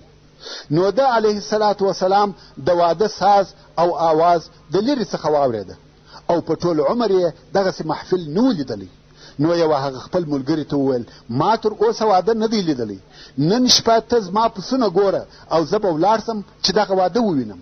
هغه ویل ښه دی. نو ملګری یې د پسو سره پاته سو او محمد صلی الله علیه و آله وسلم وررهي سو چې واده او د هغه ساز وویني. خو کم وخت چې په دغه مجلس کې کښېنستی، فورا خوب پر غالبه سو او بیده سو. رسول الله صلی الله علیه و آله وسلم فرمایي، بل شي نه کړم راویښ مګر د لمر حرارت او ګرمۍ. سهار لمر راختلی راویښ سو او ټول خلق تللي وه. د دغه واده یې هیڅ ونه لیدل. تقدیري بله ورځ بیا واده دی. بیا یوه هغه خپل ملګري ته وویل چې هغه شپه خو ما هیڅ ونه لیده او نه مې واورېده، ځکه بیده سوم. نن به ولاړ سم او ته زما پسونه ګوره. هغه ویل ښه دی. بیا چې راغلی د اول کښېنستو سره خوب پر غالبه سو او بیده سو. سهار لمر ختلی راویښ سو. نو رسول الله صلی الله علیه و آله وسلم پوه سو چې دا ودونه او مجلسونه زما دپاره نه دي، ځکه هلته د فسق او فساد کارونه کېدل. خو ډېر د افسوس ځای دی چې تر نن ورځې پورې په ودو او شادیو کې دغه فسق او فساد دوام لري. فلمونه او عکسونه، ساز او رقص، اسراف او سیالي، لڅ کالي او کفري موډونه، دغه حرام کارونه د ودو شرط ګرځېدلي دي. نوی کور او نوی فامیل جوړیږي، خو متاسفانه شروع او تعداو یې په ګناهو او د الله عز وجل په نافرمانیو ایښول کیږي. او بیا وایي اولاد مې صالح او زما په خوله نه دی. د ښځې سره مې ژوند تریخ دی، په ژوند کې مې خوشحالي نسته. وروره دا ته یې چې دغه ژوند دې د ځان دپاره خوښ او اختیار کړي. دا ستا د هغه ګناهو او نافرمانیو نتیجه ده. ته نه وینې کوم وخت چې آدم علیه السلام د هغه منع سوي درختې څخه خوړل وکړه، څه ورته پیښه سوه؟ د جنت ته وایستل سو، د خپلې زوجې څخه په کلو کلو جلا سو. نن ورځ خلق د واده د نیک او مبارک نامه څخه استفاده کوي، د ناجایزه کارو وسیله یې ګرځوي. هر هغه واده چې په هغه کې حرام کارونه ونیسي واده یې نه بولي. هو په واده کې د انجونو دپاره د دریو ټکول حلال دي. خوشحالي مطلوبه او جائزه ده. زموږ دین د غم او مصیبت دین نه دی، مګر هغه مظاهر او مناظر، هغه کارونه او عملونه چې د فسق او فساد، د اسراف او سیالیو څخه خالی نه دي، باید پرېږدو. نو رسول الله صلی الله علیه و آله وسلم د دغسې مجالسو څخه په الهي ساتنه سره وساتل سو، او د هغه کارو د جملې څخه چې رسول الله صلی الله علیه و آله وسلم ځینې ساتل سوی دی. یو بل بد عادت و چې د اهل مکې په اصطلاح عادي او معمولی کار و، هغه د عورت لسوالی و. که به یو سړی لڅ پس ګرځېدی هم یې پروا نه کوله. او د دغه عادت د رواجېدو دپاره څو سببه و. یو دا چې په پخوا کې د قریشو د طرفه یو څه امرونه پر خلقو صادر سوي وه، چې یو د هغو اوامرو څخه دا و چې پر کعبه شریفه څوک په خپلو کالو کې طواف نسي کولی، ځکه په هغو کې یې ګناهونه کړي دي. نو د قریشو یو خاص قسم کالي وه چې خلقو به هغه کالي د قریشو څخه رانیول او بیا به یې طواف کاوه. طبعا په دې کار کې اقتصادي او تجارتي ګټه هم وه چې قریشو به خپل مال خرڅاوه. نو کم خلق چې به د باندې څخه مکې مکرمې ته راغله، که به هغه د قریشو کالي نه وه ورسره، نو رانیولو ته به مجبوره وه. بیا به نو پر کعبه شریفه طواف کاوه. او هغه څوک چې پیسې به یې نه درلودې چې کالي رانیسي، نو به لس طواف کاوه. په دې لسوالي کې نر او ښځو فرق نه درلودی. د ډېر جهالت څخه د حیوانیت درجې ته رسېدلي وه. او د لسوالي دپاره بل سبب دا و چې جزیرة العرب په صورت عموم سره غریبان وه، هر چا پوره کالي نه درلوده. نو په مکه مکرمه او عربو کې د عورت لسوالی یو عادي او طبیعي کار ګرځېدلی و. خو پر دغه سربیره رسول الله صلی الله علیه و آله وسلم هیڅکله نه لڅ طواف کړی دی او نه لڅ ګرځېدلی دی. الله عز وجل د دغه بېسترۍ څخه ساتلی و. په عربو کې دغه لسوالی او بېستري د هجرت تر 9 کال پورې دوام درلودی، څو چې د مکې مکرمې تر فتح وروسته رسول الله صلی الله علیه و آله وسلم تر حجة الوداع یو کال د مخه د حج په موسم کې حضرت ابوبکر صدیق رضی الله تعالی عنه مکې مکرمې ته ولېږي او ورته ویې فرمایل خلق خبر که چې تر نن ورځې وروسته به هیڅوک لڅ طواف نه کوي. نو څرنګه چې د ټول بدن لڅېده په مکه مکرمه کې یو عادي او طبیعي کار و او هیڅ عیب نه بلل کېدی، نو کم وخت چې به خلقو کارونه کول، خاصتا یو څه درانه او مشکل کارونه لکه ځینې د خټو او بنا کارونه یا د ډبرو نقلول، نو به ځانونه لڅول. بلکل به یې کالي وکشه او کار به کاوه. یو خو به د ګرمۍ تاثیر یو څه لږ سو او بل به کالي نه څیرېده. او د دوی لباس یا کالی چی شوه؟ فقط یو د اوږو پټو چې د کمیس کار یې ځینې اخیستی او بل لونګ. نو یوه ورځ رسول الله صلی الله علیه و آله وسلم د خپلو ملګرو سره کار کاوه او د یوه ځای څخه یې و بل ځای ته ډبرې نقلولې. ویل کېږي چې دغه کار د کعبې شریفې د بنا او جوړولو کار و او د کار ملګرو یې ټولو ځانونه لڅ کړي وه، ځکه دوی کالي لږ درلوده. نو کم وخت چې به ډبرې نقلولې، لونګ به خلاص کړي او هغه به پر اوږه کښېښاوه او ډبره به پر هغه لونګ کښېښول، نو اوږه به د زخمي کېدو څخه وساتل سوه. رسول الله صلی الله علیه و آله وسلم هم د دغه خپلو ملګرو سره ډبرې نقلولې، خو هغه ډبره به پر لڅه اوږه ایښول، ځکه ځان یې نه و لڅ کړی. په دغه وخت کې د رسول الله صلی الله علیه و آله وسلم د اکاګانو څخه یوه اکا ورته وویل ای وراره، که دغه لونګ خلاص کې او پر اوږه یې کښېږدې د دغه ډبرو د آزاره څخه به دې وساتي. کم وخت چې رسول الله صلی الله علیه و آله وسلم د لونګ د خلاصېدو اراده وکړه، یو دم بېهوشي پر راغله او سترګې یې و اسمان ته شخې پاته سوې. نو کار او د لونګ خلاصېده دواړه پاته سوه. د الله جل جلاله په ساتنه پټ او مستور پاته سو.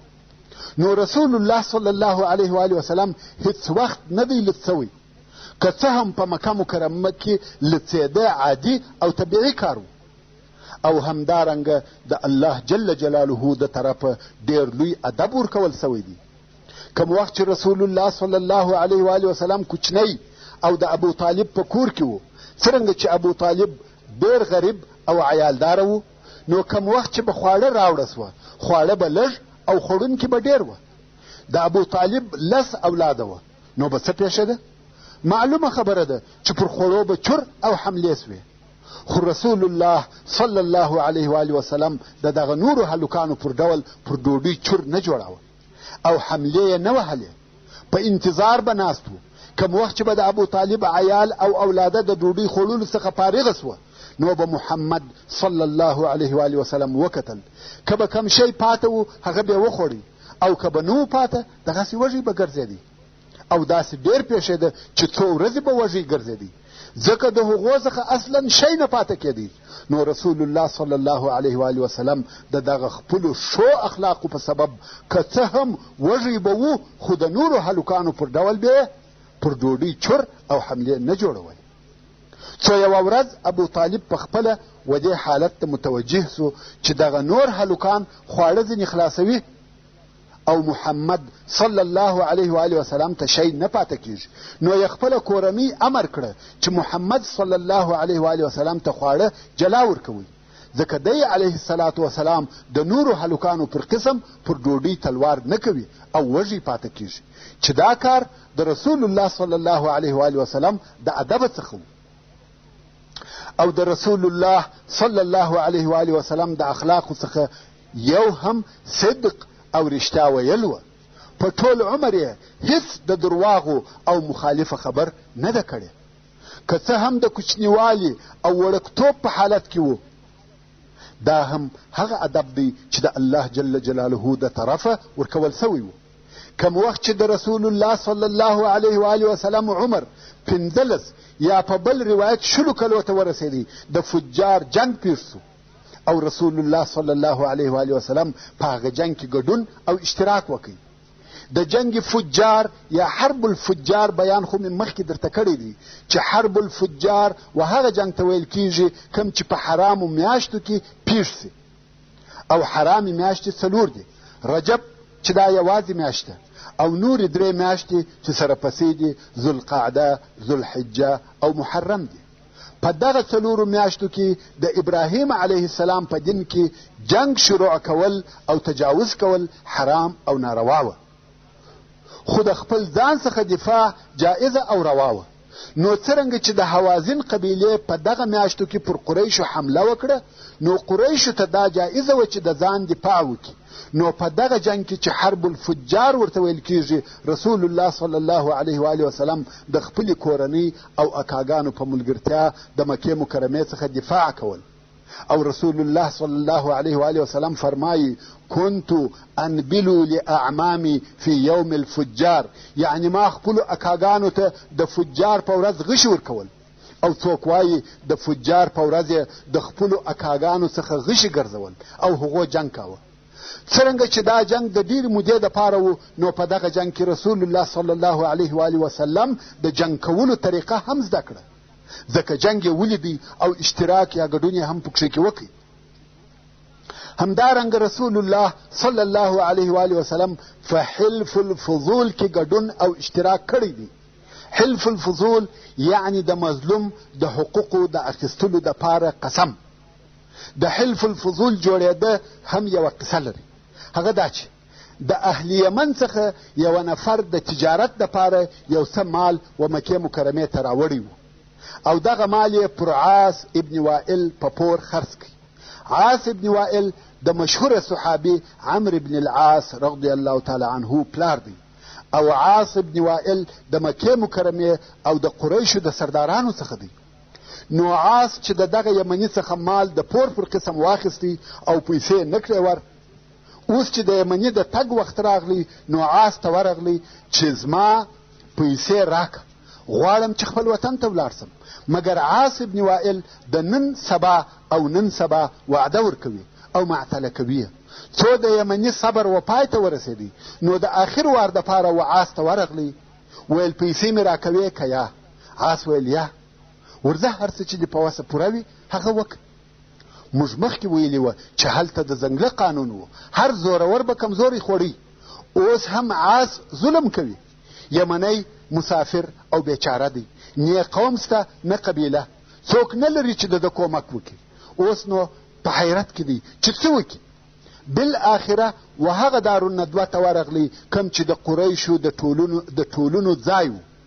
هلته قریش سره راټول وه او یمني په شعر او بیتو سره د ظلم څخه شکایت شروع کړي، خاصتا د قریشو د ظلم څخه، او ویل که تاسې پر دغه ظلم خوله پټه کړئ نو تاسې هم د ملګري یاست، او په الله سره قسم چې په ټولو عربو کې به ستاسې نوم در بد کړم. دلته نو د قریشو نور مشران د دې کار څخه ناراضه او ناخوښه سوه، ځکه دوی د مکې مکرمې او قریشو مشران دي او د عربو سرداران دي، او که د دوی د ظلم څخه خلق شکایت وکړي دا د دوی دپاره شرم او پیغور دی او د دوی نوم بدیږي. نو د قریشو څخه څو نفره سره یو ځای سوه او پر دې یې عهد او قسم وکړي چې د هر مظلوم کومک به کوو او د ظالم څخه بې حق ور اخلو، که څه هم دا ظالم هر څوک وي. او دا کار په اوله کې 3 نفرو شروع کړي چې د هر یو نوم فضل و. نو ځکه دغه قسم ته حلف الفضول ویل کیږي، او څوک بیا وایي چې دغه قسم ته په دې سبب سره حلف الفضول ویل کیږي چې فضول په عربي کې حقوقو ته وایي. نو حلف الفضول یعنی د حقوقو د اخیستلو دپاره قسم، د مظلوم او د هغه د حقوقو د دفاع دپاره قسم.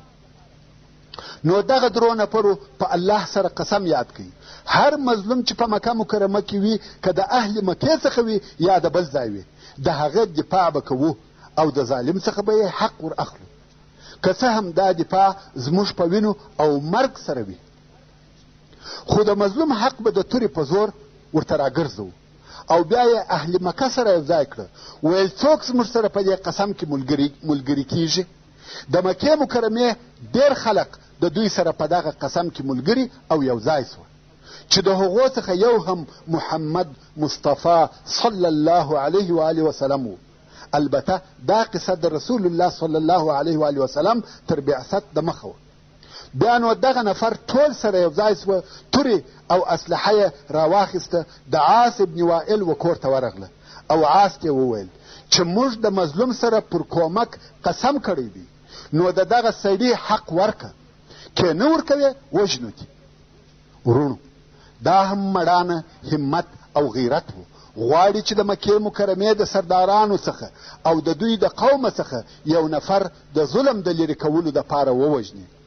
عاص چې دا د دوی عزم او اجتماع ولیده، د دوی اتحاد او اتفاق یې ولیدی، نو یې د دوی خبره قبوله کړه او د هغه یمني حق یې ورکړي. ورونو دلته مې یوه بله قصه را په یاد شوه، هغه دا چې یو چا یو څه پیسې د ابوجهل سره کښېښولې، خو کم وخت چې راغی چې خپلې پیسې د ابوجهل څخه غواړي، ابوجهل منکره سو، پیسې نه ورکړي. سړی هر څه وکړه، دې خوا ها خوا ته ولاړی، ابوجهل یې پیسې نه ورکړي. نو سړی راغی د کعبې شریفې پر شاوخوا نور قریش سره ناست دي، و هغو ته وایي چې زما مال د ابوجهل سره پروت دی او ابوجهل یې نه راکوي. نو په تاسې کې داسې څوک شته چې دا زما مال د هغه څخه راواخلي؟ قریش ورته ویل په موږ کې خو نسته، خو هغه سړی ویني چې هلته عبادت کوي. رسول الله صلی الله علیه و آله وسلم هلته پر لمانځه ولاړو و هغه ته اشاره وکړه، ول تا هغه سړی ویني، ورسه هغه سړی دې حق در اخیستلی سي. په حقیقت کې دا کار قریشو د پسخند دپاره کاوه، مګر هغه مسافر سړی مجبوره سو او مجبوره و. نو راغی رسول الله صلی الله علیه و آله وسلم په لمانځه او عبادت مشغوله دی. کم وخت چې د لمانځه څخه فارغه سو، نو دا سړي ورته وویله زما مال د ابوجهل سره دی، او دغه خلقو راته وویله چې بې له تا څخه بل څوک یې نسي ځین رااخیستلی. متوجه اوسئ. رسول علیه صلات وسلام نور ته وویل چې وروره دا زما کار نه دی او زما په وسه نه ده پوره. دا یې هم نور ته ویل چې دا خلقو په تا پسخند وهلی دی، ولاړ څه په بل چا پسې وګوره چې هغه د دا قومو د مشرانو څخه وي، هغه بیا در واخلي. یا داسې نور ته ویل، و سړي ته ویل درځه. سړی او رسول الله صلی الله علیه و آله وسلم سره ملګري سوله او راغله رسول علیه الصلاة والسلام د ابو جهل د کور دروازه ور وټکول. ابو جهل راووتی. څوک ورته ولاړ دی؟ د ابو جهل لوی دشمن رسول الله صلی الله علیه و آله وسلم. و ابو جهل ته وایي د دغه سړي مال ورک. هغه ول پر سترګو لاړې کور ته ننوتی، هغه مال یې راواخیستې او سړي ته یې په لاس ورکړ. دی هم ځل را رئیس. قریشو ابو جهل ته ویل چې دا دې څه وکړه؟ ابو جهل ول په والله د ده تر شا یو مست اوښ ولاړ و، که ما دا پیسې نه وای ورکړې هغه دا عمله را اچوله، زه یې خوړلم. ما د بیرې څخه دا پیسې ورکړې وه دا سړي ته. دا هم یو قصه وه. ورون بیرته به د حلف الفضول و قصې ته راسو. دغه حلف او قسم په جاهلیت او اسلام کې دوام پیدا کړي او باقی پاتې سو. رسول الله صلی الله علیه و آله وسلم په صحیح حدیث کې فرمایي قد دعیت فی الجاهلیة الى حلف لو دعیت الیه فی الاسلام لاجبت. یعنی د جاهلیت په عصر او زمانه کې و یو حلف او اتفاق و یو عهد او وعدې ته وبلل سولم چې هغه داسې حلف دی که چیرې و هغه ته په اسلام کې بلل سوی وای هم به مې دغه بلنه او دعوت قبول کړی وای. نو دغه حلف الفضول په اسلام کې هم باقی پاتې سو. حتی د رسول الله صلی الله علیه و آله وسلم تر رحلت وروسته هم پاته و. یو وخت بیا په وروسته کې د یزید ابن معاویه د طرفه د مدینې منورې والي چې ولید نومېده د سیدنا حسین ابن علی رضی الله تعالی عنه په حق کې ظلم وکړ او د حسین رضی الله تعالی عنه حق یې نه ورکاوه. نو حسین رضی الله تعالی عنه ورته وویل که ته زما حق را نه کې زه به وحلف الفضول ته ورنارې کم. عبدالله ابن زبیر رضی الله تعالی عنه هم په دغه وخت کې حاضر و.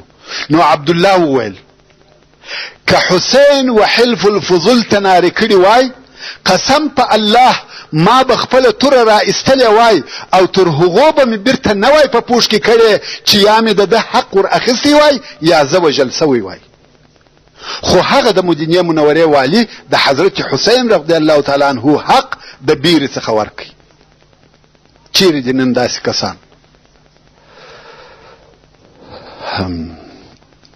مقصد دا چې دغه حلف په اسلام کې هم قائم او ثابت پاتې سو او دغه قسم عهد او قسم اتحاد او اتفاق ډیر ښه کار دی. په داسې اتحاد کې لوی او مهم مقصدونه سته. که نن ورځ اسلامي حکومتونه دغسې اتحادیو او اتفاقیو ته ورداخل سي چې په هغه کې د مظلوم دفاع کیږي دا جائز او ښه کار دی. حتی که مظلوم د مسلمانانو څخه هم نه وي، ځکه د اسلام د اهدافو څخه یو هم د ظلم استکول او نیستکول دي. نو دغه حلف الفضول په اسلام کې باقی پاتې سو او رسول الله صلی الله علیه و آله وسلم هم په دغه حلف کې اشتراک کړی دی. پس له دې څخه یوه کوچنۍ واقعه پیښه سوه چې د رسول الله صلی الله علیه و آله وسلم و ژوند ته تغییر ورکړي. هغه دا چې خدیجه بنت خویلد چې د عبدالعزا ابن قصی ابن کلاب د اولادې څخه وه او د رسول الله صلی الله علیه و آله وسلم سره په عبدالعزا ابن قصی ابن کلاب کې یو ځای کیږي. یعنی دا هم د شریفه نسبه څخه وه. دغه خدیجه ډیره غنی او مالداره ښځه وه. د دې د غنا په باره کې داسې ویل کیږي چې د دې تجارت د ټولو قریشو د تجارت سره برابر او مساوي و. یعنی یو طرف ته د ټولو قریشو تجارت او بل طرف ته یوازې د دې تجارت سره مساوي او برابر و. څرنګه چې دا ښځه وه په خپله تجارت نسوای کولای، نو یې څه کول؟ خپل مالونه به و قسم قسم خلقو ته ورکول، چاته په شراکت، چاته په مزدوري، حتی یو نفر ته هم خپل ټول مال او دارایی په لاس نه ورکول، ځکه ممکن هغه خیانت ورسره وکړي او ټول مالونه ځینې غصب کړي. نو یو مختلفو خلقو ته یو څه مالونه ورکول. او څرنګه چې دا ښځه وه د بازار د قیمتو معلومات هم نه ورته کېدی، امکان یې درلودی چې خلق درواغ ورته ووایي او پیسې ځینې وخوري. نو د غلا او خیانت د مخنیوي دپاره په امین او صادقه خلقو پسې ګرځېده. کوم وخت چې د محمد صلی الله علیه و آله وسلم د صدق او امانت تعریف او توصیف د هر چا څخه اوریدي او په عین حال کې د دې قریب هم وو، نو یې د محمد صلی الله علیه و آله وسلم څخه وغوښته چې د دې د تجارت یو څه مالونه شام ته یوسي، او رسول الله صلی الله علیه و آله وسلم هم موافق سو. نو قافله جوړه سو او مالونه یې بار کړ. میسره چې د خدیجه مریی وو، هغه هم په دې سفر کې د رسول الله صلی الله علیه و آله وسلم ملګری کی چې په لار کې د محمد علیه الصلاة والسلام خدمت وکي.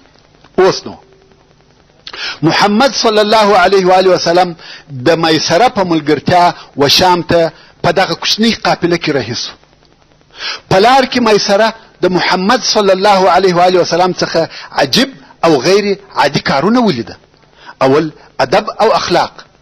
میسره اصلا مریی دی او د خلقو عادت داو چې د مریانو سره به سخته او امرانه گزاره کول، خو رسول الله صلی الله علیه و آله وسلم ودته د یو ملګری په سترګه ګوري، د ادب او مهرباني گزاره ور سره کوي. نو میسره ډیر په تعجب کې پاتې وو چې دا څنګه اخلاق دي. تر دې وروسته نور شیان هم ولیده. هغه دا چې دوی پر لارې رهي وي، پر دوی لمر نه وي بلکې پر سر یې اوریځ وي، او په لار کې بیا و هغه صومعې ته نږدې واړول کوم چې د مخه هغه بحیره پکښې وو. خداوار بحیره وفات سوی وو او بل راهب د بحیره پر ځای درېدلی وو. کوم وخت چې دغه بل راهب دا کوچنی قافله ولیده چې فقط 2 نفره ورسره دي، په تعجب کې سو. خیر قافلې واړول. محمد صلی الله علیه و آله وسلم لاړی. هلته ګوشه د قافلې څخه لري یو درخت و، تر هغې درخت لاندې کښېنستی او راهب ورته ګوري چې د درخت شاخونه راکږیږي او پر رسول الله صلی الله علیه و آله وسلم سایه جوړوي. نو راهب و میسره ته ورغلی او د هغه څخه پوښتنه کوي چې دا نفر څوک دی. میسره ویل دا محمد ابن عبد الله دی. راهب د محمد صلی الله علیه و آله وسلم د نسب پوښتنه وکړه او نورې پوښتنې وکړه. میسره جوابونه ورته وایي. اخر میسره ورته ویل سړی ستا څه مقصد دی؟